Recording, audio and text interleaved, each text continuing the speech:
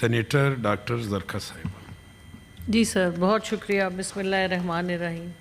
میں اپنے آپ کو خوش قسمت سمجھوں کہ آج ایڈجرنمنٹ موشن میں لے کے آئی بلوچستان پہ، جس کو کالنگ اٹینشن میں کنورٹ کیا گیا، اور اس بات کی عکاسی یہی بتاتی ہے کہ میں آخری اسپیکر ہوں آج سینٹ کی۔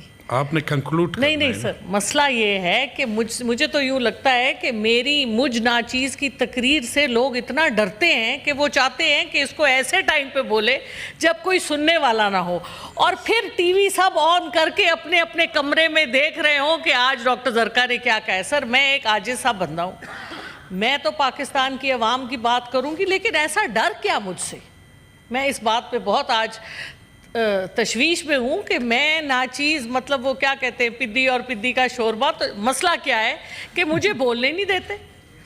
یعنی سارا دن گزر گیا، میرا ٹی وی پروگرام تھا، وہ بھی اس کی نظر ہو گیا، وہ مجھے بار بار فون کر رہے ہیں۔ میں نے کہا جی سب سے پہلے تو سینٹ ہے، سینٹ میں بولنا ملے گا تو کچھ بات میں نے آپ کو اٹھانے، آپ نہیں تھی آل میں، آپ آل میں نہیں تھے، آپ باہر تھی، پھر میں نے پوچھا بھی نیچے، میں کہا ان کو بلا لیجیے۔ اچھا سر، کوئی ایسا ایشو نہیں ہے نا؟ آپ ایشو سر ایشو نہیں سر، مجھے تو کہا گیا تھا آپ سب سے پہلے بولیں گی لیڈر آف دی اپوزیشن کے بعد، اور بہرحال اپنی انسان کو حیثیت پتہ چل جاتی ہے کہ کیا ہے جب آپ کو آخری بولنے دیا جائے۔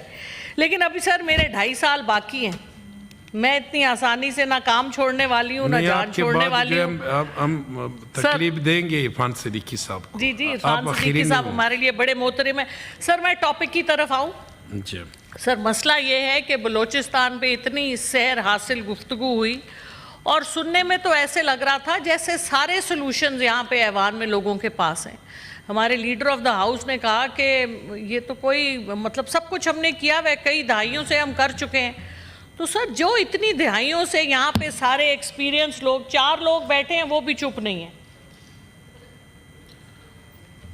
جی آبڑو صاحب، سیف اللہ آبڑو صاحب، بھٹو صاحب، توجہ۔ مطلب میں مانتی ہوں میں آخری اسپیکر ہوں، لیکن اگر آپ، ورنہ آپ باہر چلے جائیں، کوئی ایسا مسئلہ نہیں، میرے لیے بڑے قابل عزت ہیں، خالی کرسیاں بھی بڑی قابل عزت ہیں سر۔ اب سوال یہ ہے کہ یہ ہو کیا رہا ہے، کیا مسئلہ ہے بلوچستان کا جس میں ہم سب دہشت گردی کو برا کہتے ہیں، اس بات پہ کوئی دو رائے نہیں ہے۔ ہم سب کہتے ہیں کہ دہشت گردوں کے ساتھ سخت ہاتھ سے نمٹنا چاہیے، اور ہم ساری پارٹیاں اس بات میں متفق ہیں، سب کو پتہ ہے کیا ہونا ہے، اور اس بات میں بھی کوئی دو رائے نہیں ہے کہ ہمیں پورا یقین ہے کہ ہماری ریاست جب اس کے اوپر کچھ کرنا چاہے گی تو وہ کر لے گی۔ ہماری پاکستان کی فوج جس نے اپنی اتنی جانوں کے نذرانے دیے، اتنے شہداء، اور ہماری پولیس فورس جس کے ساتھ جو ظلم ہوا کچے کے ڈاکوؤں نے کیا ساؤتھ پنجاب میں، یہ ساری جانیں جو جاتی ہیں، ہمیں پورا یقین ہے کہ ہمارے ملک کی جو فوج ہے، ہمارے ملک کی جو سٹیٹ ہے، وہ ان سب چیزوں سے نبرد آزما بڑی آسانی سے ہو سکتی ہے، اور پوری طرح کیپیبل ہے، اور ہو بھی جائے گی اور کنٹرول بھی کر لے گی۔ لیکن سر کیا وجہ ہے؟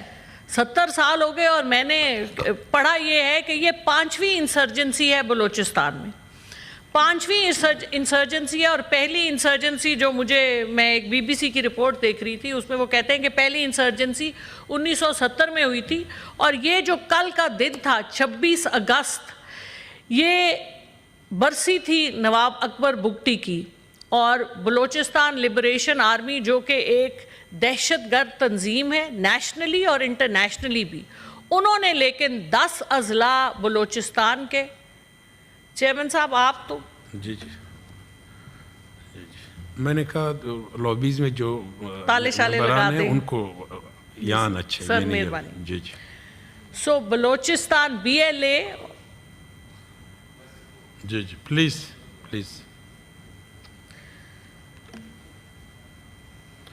بٹ صاحب توجہ۔ جی بات کریں۔ جی BLA اس نے آپ کو ایک پیغام دیا ہے 26 اگست کو 2006 کی یادداشت انہوں نے آپ کو دلائی ہے۔ 10 اضلاع میں انہوں نے 20 گھنٹے تک ہماری سیکیورٹی فورسز کو انگیج رکھا، جس میں ہمارے کتنے شہداء ہوئے، وہ تو کتنے ہم نے ڈکلیئر کیا اور کتنے ایکچولی ہوئے، اس پہ ہمیں سخت افسوس ہے۔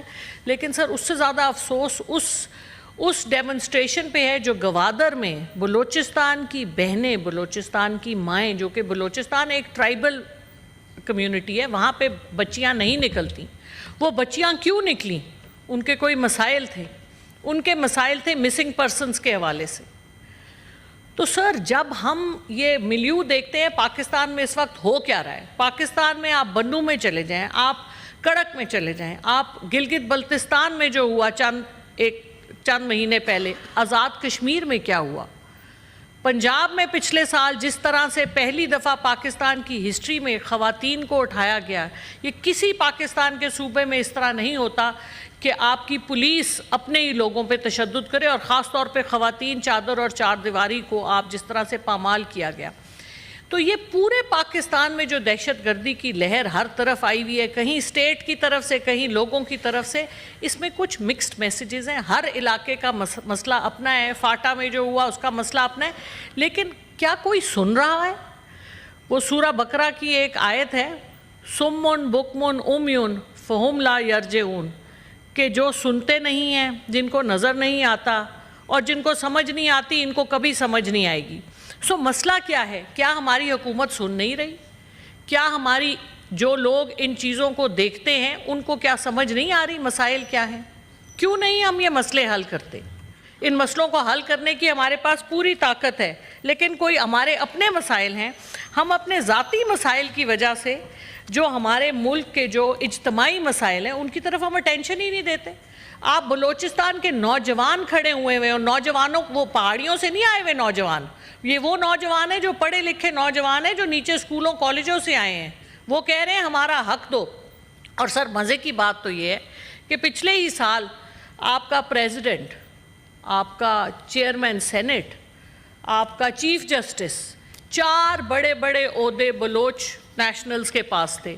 ہم سب پاکستانی ہیں, اور یہ جو ہاؤس آف دا فیڈریشن ہے اس کا مقصد یہ ہے کہ بلوچستان جس کی ٹوٹل آبادی 1 کروڑ ہے, یعنی کہ 24 کروڑ آبادی ملک کا پاکستان, اس میں سے 1 کروڑ آبادی کا پروونس جو آدھا پاکستان ہے زمینی اعتبار سے, اس کے یہاں پہ 1/4 ممبر ہے. اتنی سٹرونگ سینٹ ہے, اتنے زبردست ہمارے ممبر ہیں. تو سر کیا مسئلہ ہے کہ بلوچستان کے مسائل ہمارے لوگ حل نہیں کر سکتے؟ کیا وجہ کیا ہے اس کے اوپر؟ کیا یہاں پر بیٹھے جو ہمارے بلوچ بھائی اور بہنیں جو ابھی بڑی زبردست تقریریں کر کے گئے, اور بارہا بلوچستان کے اوپر ہمارے وہ دنیش بھائی تھے, بڑے زور و شور سے وہ تقریر کرتے, تو کوئی رزلٹ کیوں نہیں نکال پاتے؟ کیا یہ سب لوگ ان کے پاس کوئی طاقت نہیں ہے, ان کے پاس کوئی ایجنسی نہیں ہے؟ کیا وجہ ہے؟ کیا یہ سنسیئر نہیں ہے پاکستان سے؟ کیا پاکستان اور اس کے 4 صوبے پلس 2 صوبے جن کو ہم نے صوبے کا سٹیٹس نہیں دیا ہوا مگر وہ ہیں پاکستان کا حصہ, مثلا 4 صوبے پنجاب, سندھ, بلوچستان, KPK, اور 2 وہ جن کو ہم نے کچھ سمجھا نہیں ہوا, گلگت بلتستان اور آزاد کشمیر, یہ 6 ہیں.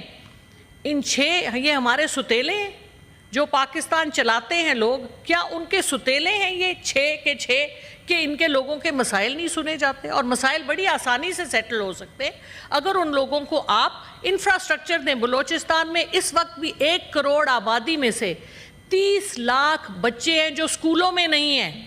سر اس کا کیا جواب ہے؟ سر آپ بھی بلوچستان سے, بلوچ جو ہمارے لوگ جو اس وقت حکومت کے مختلف عہدوں پہ ہیں اور چند مہینوں میں بھی رہ چکے ہیں, ہمیشہ بلوچستان کو سیٹیں دی جاتی ہیں کہ جی بلوچستان کا حق ہونا چاہیے. تو کیا کرتے ہیں وہ لوگ بلوچ جو اپنے لوگوں کے لیے؟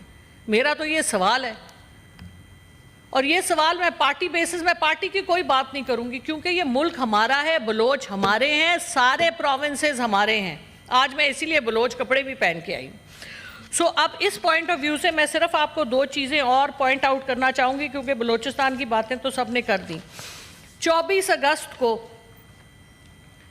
جو یونائٹڈ نیشنز کی کمیٹی آن ریشیل ڈسکریمنیشن ہے, اس نے جنیوا سے ایک پیغام دیا ہے پاکستان کی حکومت کو.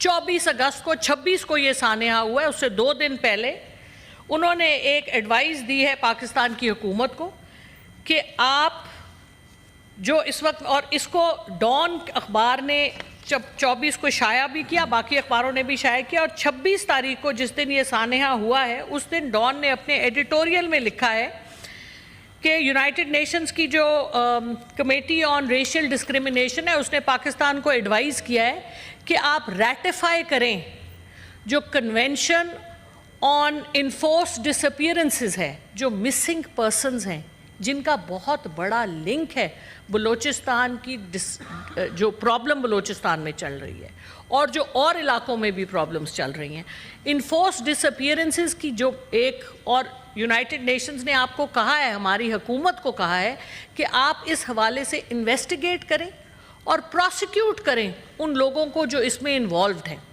اور میں آپ کو یہ بتا دوں کہ اس کو آپ اگنور نہیں کر سکتے، کیونکہ اس وقت ہماری حکومت جی ایس ٹی پلس کے چکر میں یورپین یونین جو انہوں نے ہمیں ایک فیورڈ سٹیٹس دیا ہوا ہے، اس کے حوالے سے یہ یونائٹڈ نیشنز کی جو ریکوائرمنٹس ہیں ہیومن رائٹس کی، یہ آپ کو پوری کرنی پڑیں گی۔ اور یہ میرے پاس ایک رپورٹ بھی پڑی ہے جو ہماری ہیومن رائٹس کی طرف سے گئی ہوئی ہے یو این کو، جس میں ہم ان کو بڑی صفائیاں دیتے ہیں، اور ان صفائیوں کے بغیر وہ ہمیں وہ جی ایس ٹی سٹیٹس نہیں دیتے جو ہم چاہ رہے ہیں، اور وہ ہمارا لٹرلی مذاق بنتا ہے۔ یہ دیکھیں، یہ اتنی موٹی رپورٹ ہے جو ہمارے یہاں سے افسر لے کے جاتے ہیں جب یہ ایمرجنسی پڑتی ہے کہ ہم نے جواب دینا ہے کیونکہ ہمیں کچھ ڈالر چاہیے کشکول میں۔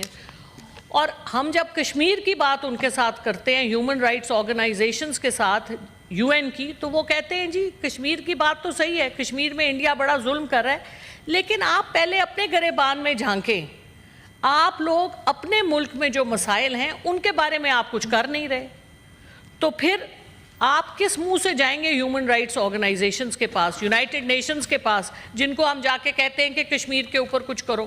وہ کہتے ہیں آپ اپنے گریبان میں پہلے جھانکیں۔ تو جب تک سیریسنس نہیں آئے گی اپنے کام کے حوالے سے، ہمارے ملک کے حوالے سے، اس ملک مجھے تو ایسا لگتا ہے کہ ہمارا ملک جو ہے یہ چلتا ہے ان اشرافیہ کے لیے جو اس ملک کے مین بینیفیشریز ہیں، ان کو ہم ٹیکس نہیں کرتے، ان کے آئی پی پیز کے راز ہم نہیں کھولتے، ان کے شوگر ملوں کے راز ہم نہیں کھولتے، وہ کہاں کہاں بینیفٹ لے رہے ہیں ہم اس کا ذکر نہیں کرتے، ایگریکلچر میں ہم ان کو ٹیکس نہیں کرتے، اور جو پاکستان کی 24 کروڑ غریب اور متوسط طبقے کی عوام ہے اس کو ہم ٹیکس کر کے اس کا ایک خون کا ایک ایک قطرہ نچوڑ کے ان اشرافیہ کو ہم سپورٹ کر رہے ہیں۔ سر، پاکستان کی حکومت، معذرت کے ساتھ میں اس ملک کی رہنے والی ہوں اور سینٹ کا حصہ بھی ہوں، لیکن مجھے یہ لگتا ہے کہ پاکستان کی حکومت ایک سوتیلی حکومت ہے۔